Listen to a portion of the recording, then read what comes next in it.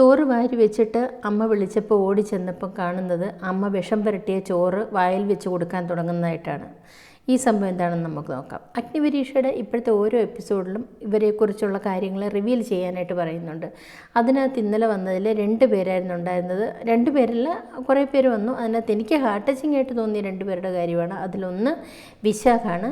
വിശാഖിൻ്റെ ഒരു വയസ്സല്ല 1-ാം ക്ലാസ്സിൽ പഠിക്കുമ്പം അച്ഛൻ ഇവരെ ഉപേക്ഷിച്ച് പോയതാണ്. പിന്നെ അമ്മ മാത്രമാണ് ഈ വിശാഖിനെയും വിശാഖിൻ്റെ ജ്യേഷ്ഠനെയും വളർത്തിയത്.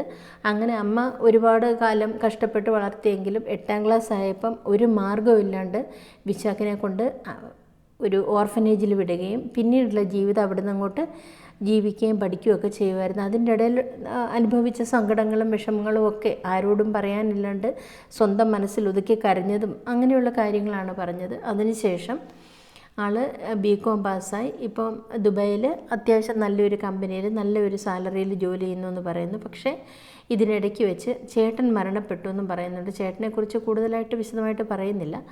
പിന്നെ പറയുന്നത് അവസാനമായിട്ടുള്ളൊരാഗ്രഹം പോലെ പറയുന്നത്, അവസാനമെന്ന് പറഞ്ഞു കഴിഞ്ഞാൽ ഈ പറഞ്ഞതിൻ്റെ അവസാനം, അച്ഛനെ ഒന്ന് കാണണം, അച്ഛൻ എവിടെയാണെങ്കിലും ഒന്ന് വാ അച്ഛ എന്നാണ് പറയുന്നത്. എത്രമേൽ ആഗ്രഹിക്കുന്നുണ്ടായിരിക്കും ഒരു മോൻ 1-ാം ക്ലാസ്സിൽ പഠിക്കുമ്പോൾ അച്ഛനെ കണ്ടതാണ്. അച്ഛനെ കണ്ട ഓർമ്മ പിന്നില്ല. അതുപോലെ തന്നെയാണ് ഷിജിൻ്റെ കാര്യം. ഷിജിനെ ഒരു ദിവസം ഷിജിൻ്റെ അമ്മ കിച്ചണിലോട്ട് വിളിക്കുന്നു. ഷിജിൻ ചെല്ലുന്ന സമയത്ത് അമ്മ ചോറ് ഉരുട്ടിക്കൊണ്ടിങ്ങനെ നിൽക്കുകയാണ്. ഇങ്ങനെ ചെയ്തുകൊണ്ടിരിക്കുന്ന കൂട്ടത്തിൽ തന്നെ അമ്മയുടെ കണ്ണ് നിറഞ്ഞൊഴുകുന്നുണ്ട്. അപ്പോൾ ഷിജിന് എന്തോ ഒരു സംശയം തോന്നിയിട്ട്, ചെറിയ കുട്ടികളല്ലേ, അപ്പോൾ ചോദിച്ചു, അമ്മ എന്താ അമ്മേ നമ്മൾ മരിക്കാൻ പോവാണെന്ന് ചോദിച്ചു. അന്നേരം അമ്മ പറഞ്ഞു അതേന്ന് പറഞ്ഞു. അപ്പോൾ പറഞ്ഞു, അമ്മ നമുക്ക് മരിക്കണ്ട, അമ്മയ്ക്ക് ഞാനില്ല അമ്മയെന്ന് പറഞ്ഞ് അമ്മയെ കെട്ടിപ്പിടിച്ച് കരഞ്ഞു. അതിനുശേഷം ഷിജിൻ സ്വന്തമായിട്ടോരോ കാര്യങ്ങളിലോട്ട് ഇറങ്ങി ചെല്ലുകയും നന്നായിട്ട് അധ്വാനിക്കുകയും വീഡിയോഗ്രാഫറായിട്ടും ഫോട്ടോഗ്രാഫറായിട്ടും എഡിറ്ററായിട്ടും ഡാൻസ് മാസ്റ്ററായിട്ടും ഒക്കെ ജോലി ചെയ്ത് അമ്മയും കുടുംബത്തെയും നല്ലതുപോലെ നോക്കുക.